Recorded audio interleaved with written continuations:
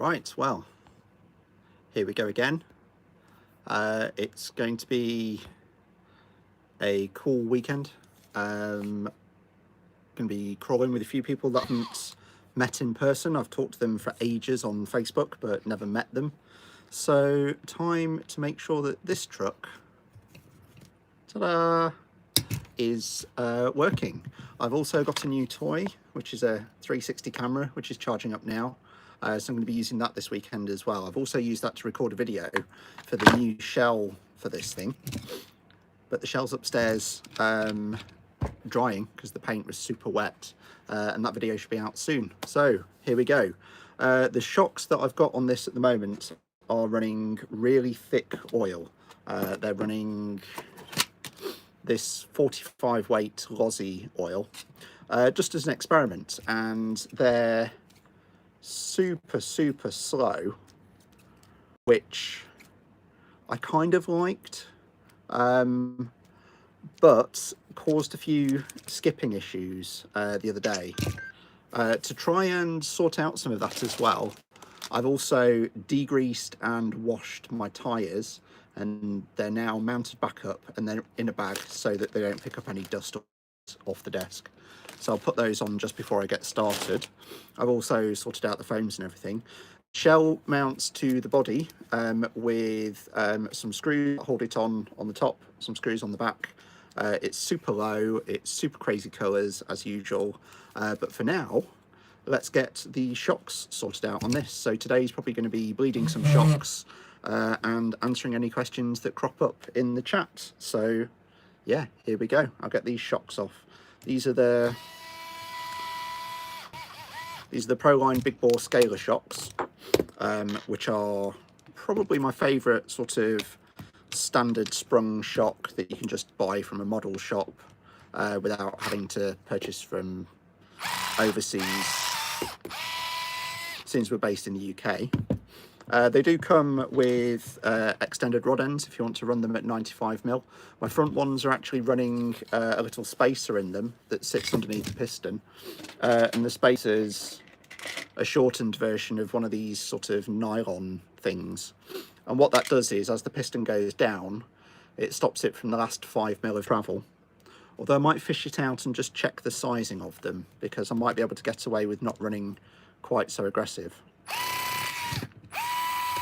I've actually stopped running pen springs because what I've found is pen springs work really well with thick shock oil. But when you're running the thinner shock oils, there's so much going on in the shocks that the pen spring kind of causes a bit of a jiggle. So for the kind of crawling that I'm doing, we'll probably prefer the limiters rather than the pen springs. As well in the future, hey Chris, someone saying hi in the chat. As well in the future, I'm going to be upgrading from these little 3S batteries to 4S now that my ESC supports 4S. Although I'm going to hold off on that for a bit, just to make sure that everything's dialed in first. Make sure the gearbox is working well before I start adding more power.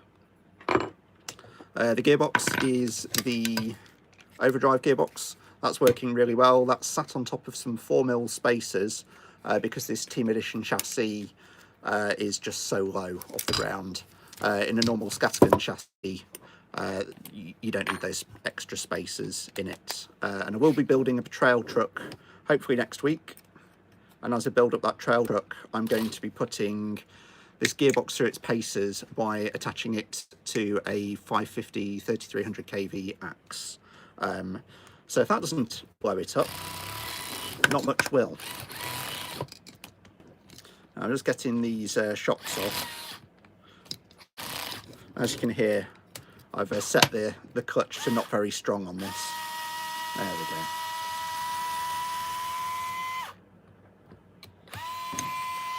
So that's the rear one. Just making sure anything that can fall off while I do this is out. So that's the rear one. And I was about to change the springs on them, but with the lighter chassis and not having a chassis mount servo anymore, I could just carry on running the medium springs, which is fantastic.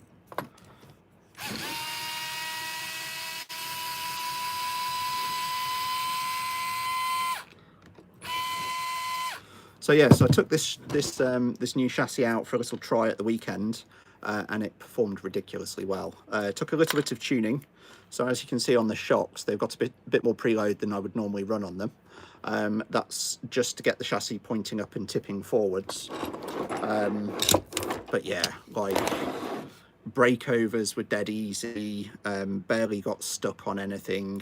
There's where I took it, there's one particular breakover that I've been having trouble with, and it just flew over it, and even managed a couple of new lines that I wasn't expecting to do. So that was a nice surprise.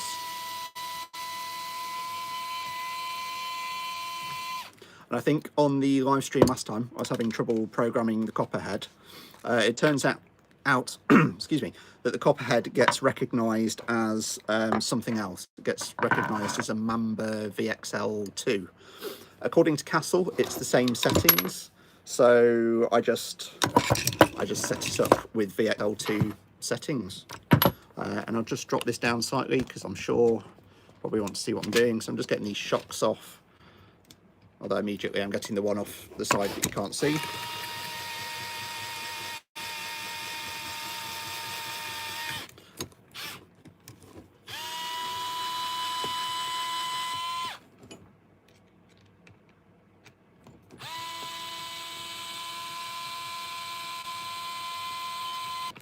Now, I did a while ago purchase some really short shocks. Some, I think they're 70mm shocks, maybe even 65mm shocks. They were super cheap off eBay. I think they're only about £12 for 4. But this Team Edition chassis actually has a lot of holes down the side. Now, sometimes they're for bracing, holding ESCs and motor mounts. But I was going to test what happens if you really lay down your shocks massively. Just to see what happens. Right, so we'll do some shocks. I don't know how other people bleed their shocks. It will be interesting, but this is how I do them. So I grab some paper towel, because they're going to bleed everywhere. And my bin that's next to me is full of paper towels. Excuse me. Is full of paper towels because I was painting the other day. So what I'm going to do with these shocks is just order them so that they're the right way. They're the rear ones, and just empty them out into the bin, and the paper towel will sort the rest of it out. So these Proline shocks are not an emulsion shock. They're a bladder type shock. And if you don't know the difference, the bladder type shocks have a little bladder in the top of them. Excuse me. And what that does is allow you to get rid of all the air out of the shock, and then the bladder compressors just for that end part, so that the fluid doesn't compress and push the top of the piston off.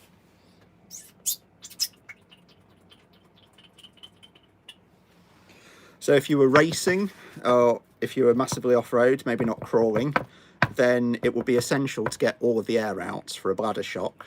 For crawling, because we don't really go that fast, it's not such a challenge. And in fact, I'll just show you what my hands are doing. It might be a bit more useful. So I've just pulled the bladders off, tipped the oil out, and I'm just holding them upside down to let anything else dribble out. And then I'm just going to do the same with the others. All of these tops are interchangeable.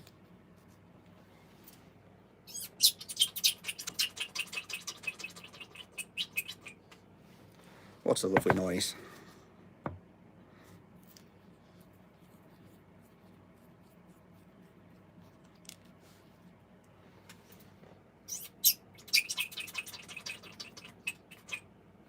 Cool. I'm just checking the fluid, just to check for any bits of rubber or dirt or anything else that's got inside the shocks, and there doesn't appear to be anything. Now, these are the ones with the limiters on, and the easiest way to check how long the limiters are is to just eyeball them. So it looks like they're about 3 or 4 mil. which is about right, because they've got about 25 mil overall shock movement. Let's get the calipers in. Oh no, I have put 5 mil in. So the front ones are 20 mil travel, 85 mil overall. I think I'm just going to live with that. I think it's just about making sure that when I do breakovers, I make sure I do them a bit more dynamically. I do have a habit of just trying to, what's the term that my friend uses, finesse things over. And I forget that with the kind of angled skid and belly dragger style, that you can finesse up and do like nice showy off technical stuff, but when you get to the top, you need to pop that last bit. Right, so I don't get too OCD about shocks. I just get out as much oil as possible. Then double check that these are the fronts, so they're going to get the 35 in them. I don't know why I shake it, because it makes no difference. And then what I tend to do is push the shock up, put a little bit of fluid on, and then just let it drop down. And that just seems to let the fluid drop under it a bit quicker, and you don't get quite so many bubbles. And then, as people recommend, just move it up and down. I don't know if it will show on camera, but there's very few bubbles in there. Now I fill them nearly to the top, not quite to the top. Yeah, there's not enough bubbles to concern me there. And then I want them to be completely mobile. So then push them down, pop the top cap on. Now this top cap, where the bladder is, has a little hole to push out any excess oil. So it's just a case of doing them up nice and gently and the excess will push out. If you've got like a Traxxas shock, just screw them all the way down to create the pressure and then back them off a whole turn and just hold it, and all the oil will leak out the threads. And you just go back again, and you just make sure they're sort of finger tight as you can with fingers. Don't bother about putting a hex driver in and tightening them up super tight, because that'll just crush any seals that you've got. And then that gives me a nice slow shock, which is just slightly slower than I would have previously normally run, but it seems to be a nice balance between the two. Again, bit of oil in, let it cycle up, fill it to about half and just let it cycle just to get those bubbles out. Then fill it all the way up and then cycle it, and just basically see if you can get any air that's trapped underneath the piston to come out.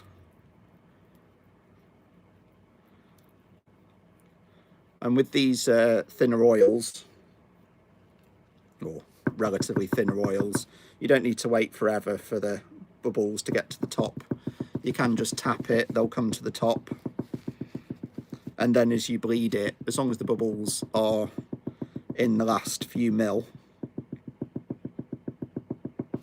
then you should just be able to do it. So push it all the way down, get that top cap on, and then just slowly do it all the way up.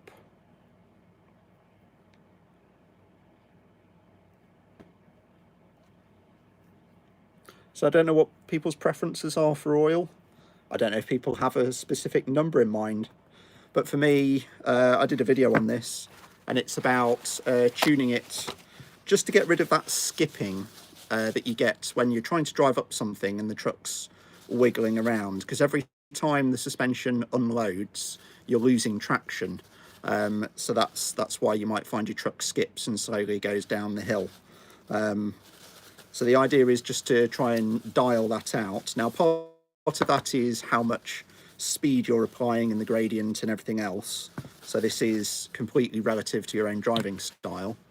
But I tend to go reasonably thick. So when I say I'm using 25 and 30, the bores on these are 11mm bores compared to an 8mm bore of a normal shock.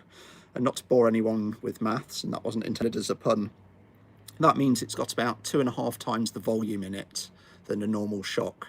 So you've got 2.5 times the oil, 2.5 times the material to slow the shock down. And some of you will know this, some of you won't.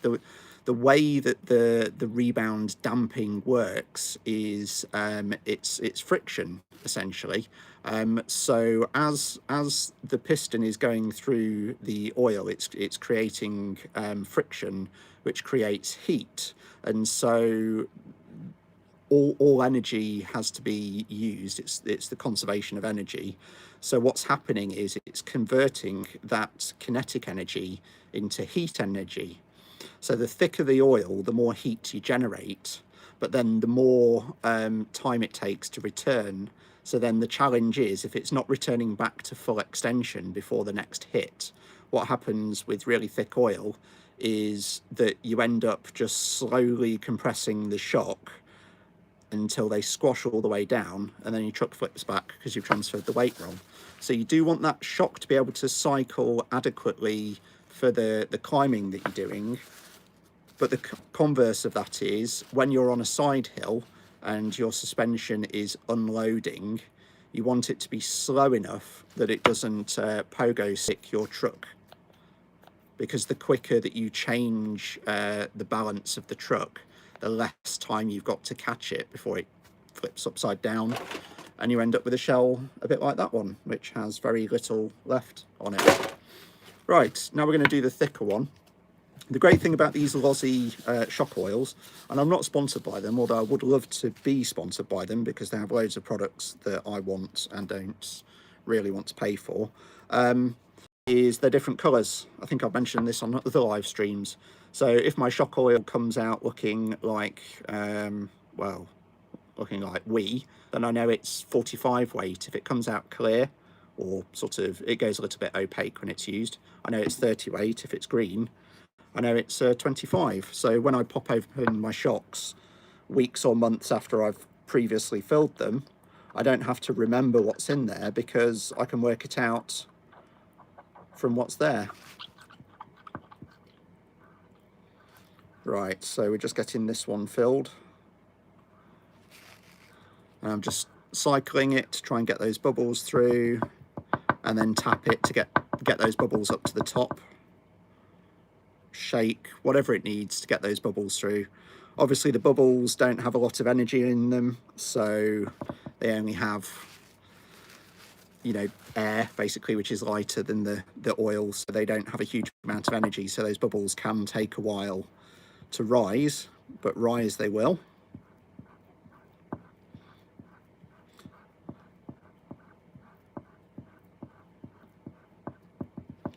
Okay,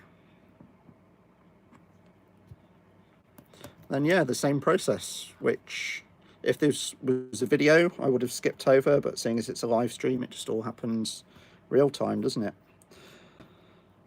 The trail truck is going to go back together. I've decided on the build for it, so it's going to be scattergun steel rails. It's going to have an Axe 3300, which is what it had previously. Instead of using the skid that I called the motor dropper, it's going to run one of the overdrive gearboxes for probably, I want to get about 10 hours use of it with Axe in. I'm going to put a fairly big pinion, which is a 12-tooth pinion in it, bearing in mind that the gearbox is geared probably 1.3 times what the Traxxas gearbox would be in terms of speed. So it's going to top out about 15 mile an hour, which is more than enough for crawling, but the Axe has got the tractability for that. And I just want to see if it explodes, basically. Because I'm going to be shipping some over to some friends in the States. I've got 2 willing volunteers stroke victims who are going to receive the gearbox as well. And in fact, I've got their gearboxes sat in here ready for me to build. So there'll be a live stream next week of me building overdrives. Right, these shocks, these are Proline big bore scaler shocks. They are 90mm eye to eye, or if you use the optional rod ends that come with them, they are 95mm. They are a 13mm wide bore, I think, or an 11mm wide bore, and I'm running them with a 5mm spacer in the front. So I'm running 85 overall with 20mm of travel on the front, 90mm with 25mm of travel on the back, with 30 weight on the front and 25 weight on the back. I'm running their medium springs on the back because my truck weighs 2.4 kilos, so I don't need a firm spring. Their firm spring is for trucks that are like 4 kilos plus, no worries. And the fronts are running their light springs, which are pretty good. I think if I'm running servo on the chassis, I'll run the medium springs all around, and if I'm running a hard body, I'll run the firm springs on the rear. To be honest, depending on your chassis, the suspension needs to match your chassis. So when people say run 80mm shocks, that's usually to fit them into the right position.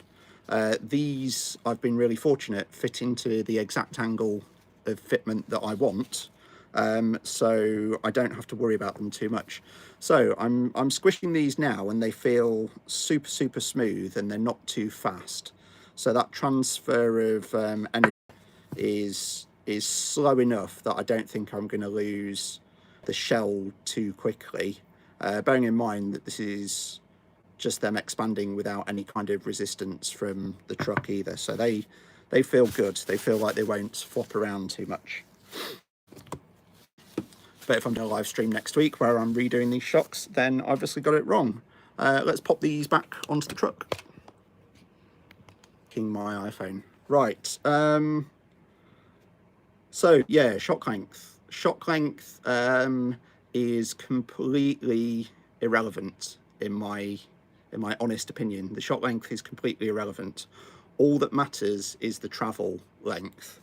So if you've got 80mm shocks that do 25mm of travel, perfect. If you've got 80mm shocks that do 20mm of travel, it's great for the front. But it's all about the frame and everything. So someone mentioned 80mm shocks on a Pro Crawler. Absolutely. I think certain trucks, if you're running portals, you'll want a shorter shock for better fitment. For me, I run, well, I'll show the link mounts that I run, because I actually run link mounts that allow me to adjust the anti-squat of the truck.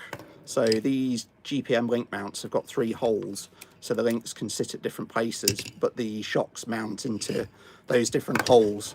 And then I can choose along here, which is the right hole for the truck, for the shock to sit at the right angle. Now, my rear ones sit at around about a 30 to 35 degree angle, and the front ones sit at about a 20 degree angle. Sorry, I'm losing my voice today.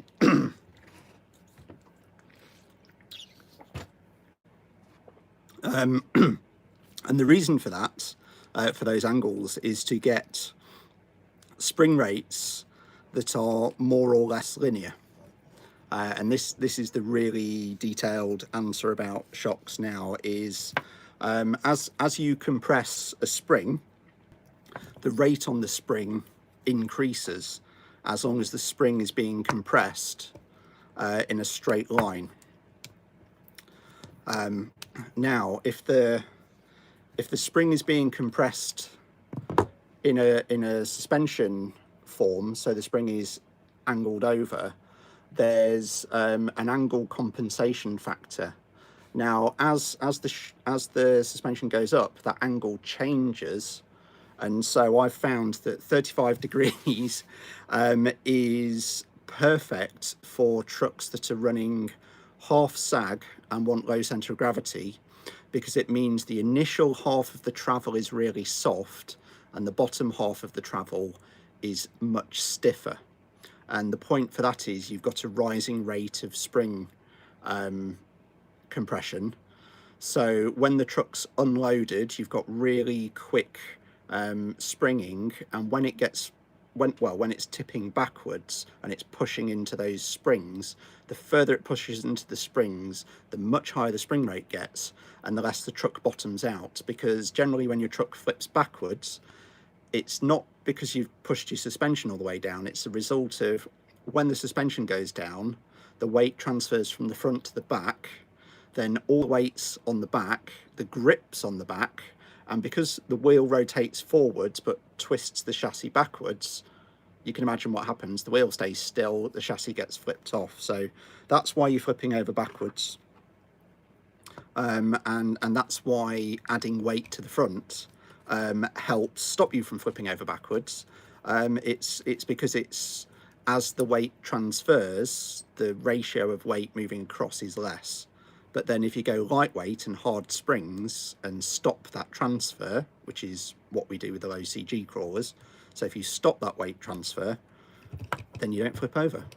And this was untuned, without, you know, any kind of time spent tuning it, was climbing up stuff that was about 67, 68 degrees on sort of dry but greasy rocks. So this weekend with clean tyres, I'm really looking forward to it.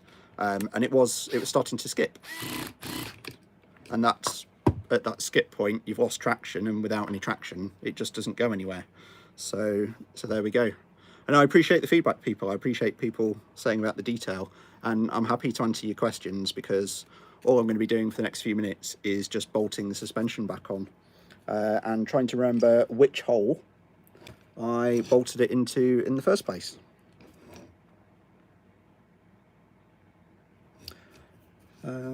Which is probably, yeah, who knows, we'll find out.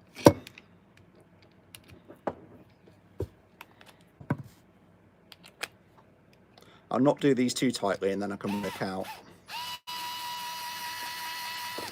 out the ideal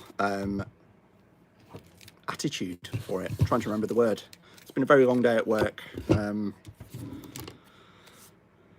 Yeah, brain's gone a bit. Right, so that's a rear, that's a front.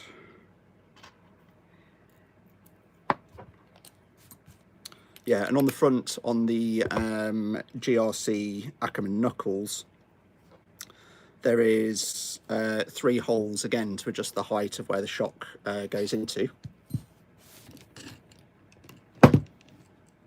And so actually this time I'm going to make these go into the middle. I think they were in the top earlier.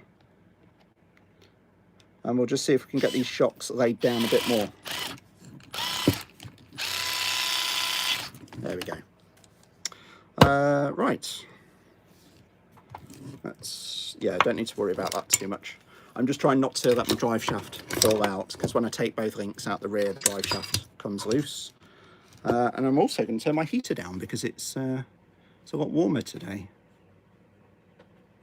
Or turn it off. There we go. Great.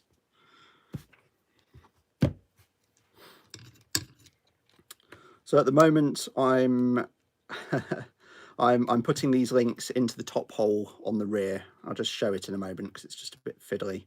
And I'm experimenting with a squat suspension. So previously I've been a huge fan of anti-squat suspension, but there's been a couple of situations where it's just prevented me from doing a few things. And it all seems to be around, you know, the rules of the game change depending on what you're doing.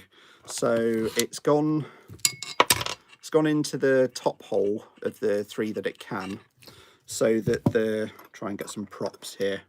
The 2 links are flatter rather than steeper. And what I'm trying to do is, the way anti-squat works is you've got an anti-squat line, and where your links converge, so say they form a point there, the closer to that line, the less anti-squat you've got. The further away from that line, the more anti-squat you've got. And if they're past that line, you've got negative anti-squat. So what I'm doing is, instead of having my links like that and having the convergence point away from the anti-squat line, I'm flattening them so they have less anti-squat.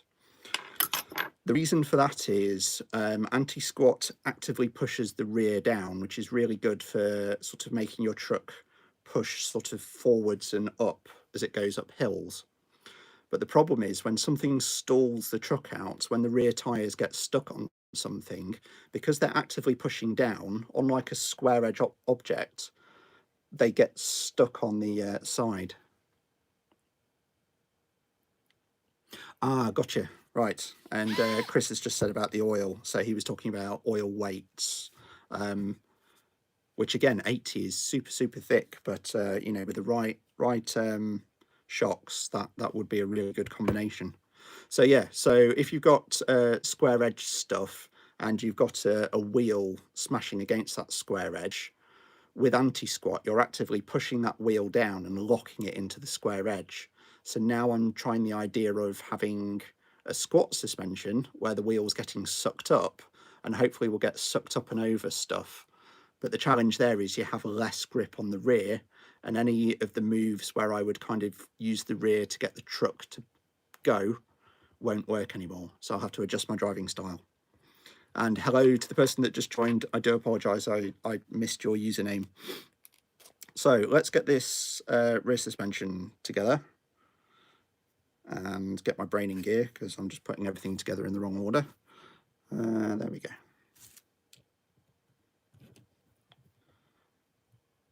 So what I'm going to do is just get the rest of the shocks on, and then just go through what I do to try and find what I call the attitude of the truck, which is the height of the ground that everything's sat at.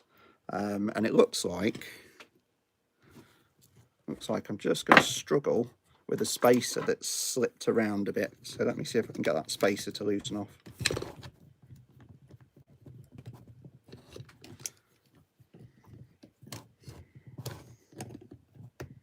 There we go. Right, that goes in there. And where are we? Lost my tools. Ah, Mozzie.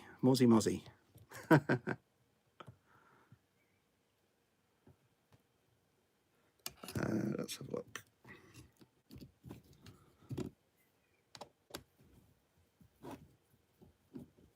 So yeah, we'll just pop those on a little bit. We can sort of hold them while we do the work.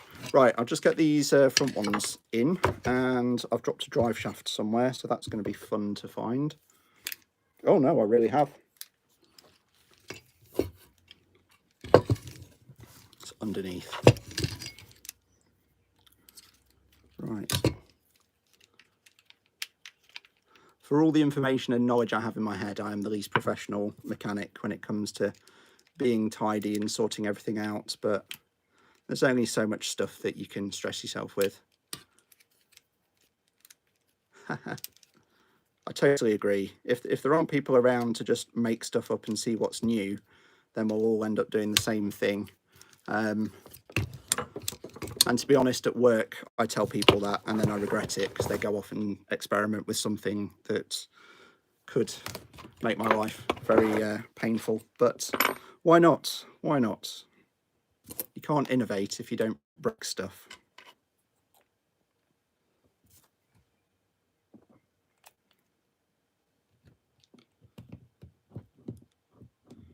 Right, we'll just get this in.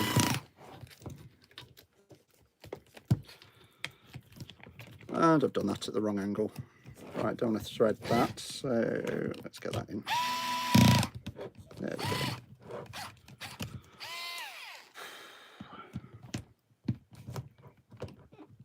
Right, great. So we'll get these front shocks on, and they appear, the spacer for them appears to have stayed in the same place, so that's good. So that's going to be easy to sort out the fronts, and then we'll get the rears sorted. And I'll show you how stupidly low this Team Edition rails are. I love how low they can be built. Oops. There we go, that's one.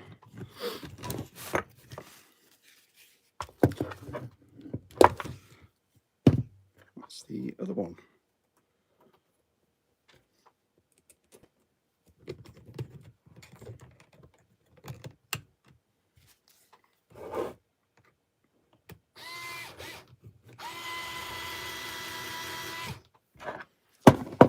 So I think the front shocks are just about in the right place.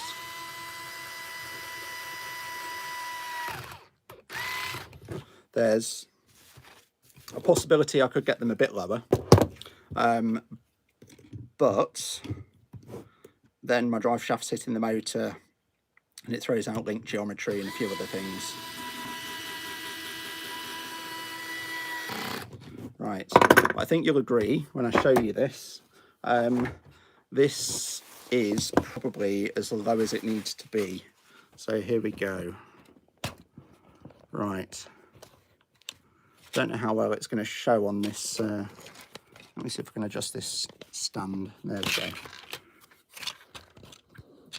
So when I compress these shocks, the skid is about 2 mil, negative 12 degrees.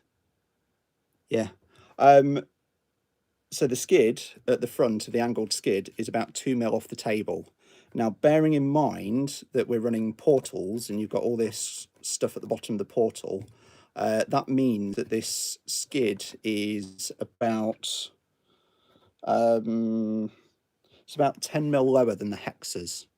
So on a 60 mil tyre, we are probably 52 mil off the ground at best. A standard Traxxas is 80 mil off the ground. So now that I'm running a much lower oil as well, these shocks aren't trying to resist me as much, which I think is great. Previously on that thicker oil, they wouldn't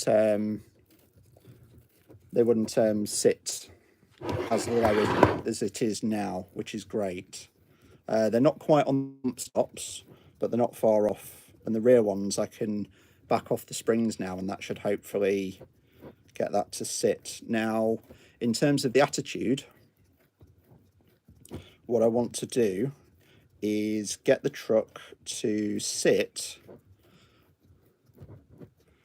so that when it's flat, these shock towers are level, and they look almost level, which means that when we release it, we've got a really good forward lean on the skid. So here we go.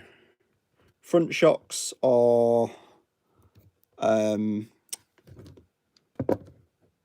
yeah, they're about a quarter to I mean, it depends on these. They're about a quarter to an eighth off being the bumps on the bump stops, and the rears are perfectly halfway extended, which is fantastic. And when I squash it all down, probably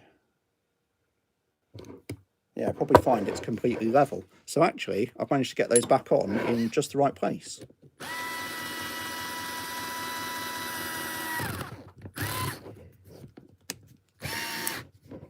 Okay, right.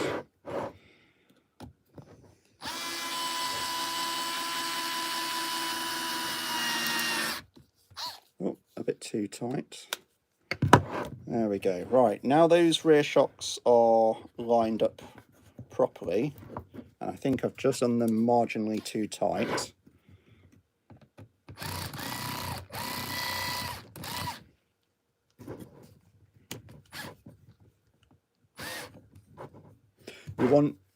You want your shocks to be able to just wiggle a little bit. You don't want them to be not able to move, because that slight movement allows them to centre properly. The shock oil, 30 on the front, 25 on the rear, on very, very, very big bore shocks. Right, now, as I've built up this frame, I just want to check and see if it's all still straight. It looks to me like the frame's slightly skewed to one side, so I'm just going to give it a little twist just to get it sorted, because as you build these frames you kind of pinch the rails in. They don't always pinch equally, although that seems to have just about got there. And then you end up doing stuff like this where you're literally holding it on skid and just compressing the rails to just twist them straight. So now, yeah, when I compress that, it sits perfectly in the link mounts. And I check the front. Yeah, the front's spot on the link mounts. We are in the right holes. There we go. We are sorted. So that's pretty much how it's going to sit out on the trail. The front practically compressed and the rear a bit ready for action. Now, I'm kind of wondering if I should actually go a bit lighter on the rear, seeing as almost everything, the weight of this is at the front. I'm going to pop a battery in it to see if that even affects the rear at all. I'm getting some sag.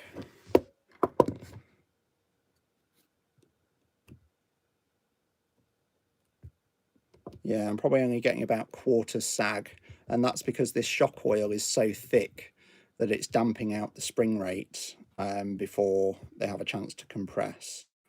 No, that'll be fine, because once it starts to lift, that's more the position it'll be in. And if I've got half, yeah, we're good there. Right, that is ready for the weekend. What else did I have to do? I think I was looking at the links on the front, and they seem solid. The link geometry for the Traxxas is a little bit wishy-washy, so there is a bit of a wobble there. I think I'm going to have a look at the trail truck later on, see where that goes, and I'm going to lock my phone and hope it still goes. Right, is that still streaming? We'll find out. Yeah, that's still streaming. Okay, cool. I think that's it for today. I've got my wheels ready. I'm going to get my batteries in the charger, but not turn them on yet. I'm going to pop some tools onto charge so that they're ready, and pack my bag for the trail. But that's it really. The Copperhead, now it's all tuned in, is super smooth. And in fact, I'll just give a quick demonstration of that. So just to give you an idea of the spur and how quietly it starts up. So compared to an Outrunner, it's unbelievably smooth when it starts up.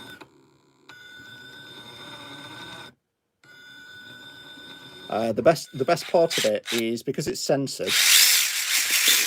Because it's censored on the start, when it starts up, it doesn't have that overrun that an Outrunner had. Even though Outrunners were super controllable, what I was finding was when I was having those panic moments where I came off the controls and lost the sensor lock, as they call it, not the sensor lock, I've lost it, brain's not working today, the synchronization of the motor. As soon as you lose that, you have to go through that process of the slight overrun again, and that can mean that the truck, if it's in a really precarious position, will sort of jump forward slightly and then start moving slowly. So what I found was if I was at a rear angle and it just tried to do that little overrun, that was sometimes enough to flip the truck over. On the bottom, I know a lot of people run these kind of in the works G-Speed style sliders where they're reasonably high clearance. I've actually been testing out boat-sided sliders. So the sliders are angled up from the bottom of the skid, but they're as flat as the skid, and they're made out of PETG, which is a super smooth, super slick material. And I have noticed, because I accidentally printed these with infill, that they just need a little trim where they've just got smashed open. The skid still feels super smooth. That's really good. It's got some lovely marks in it, some lovely gashes from where I've tested it out this weekend. But yeah, this truck is going to be a lot of fun. I really enjoyed the scattergun. and I'm absolutely honoured by Northwest Scalar Designs to be able to get hold of their team edition chassis through being one of their team builders. And I'm going to put this thing through its paces on Saturday.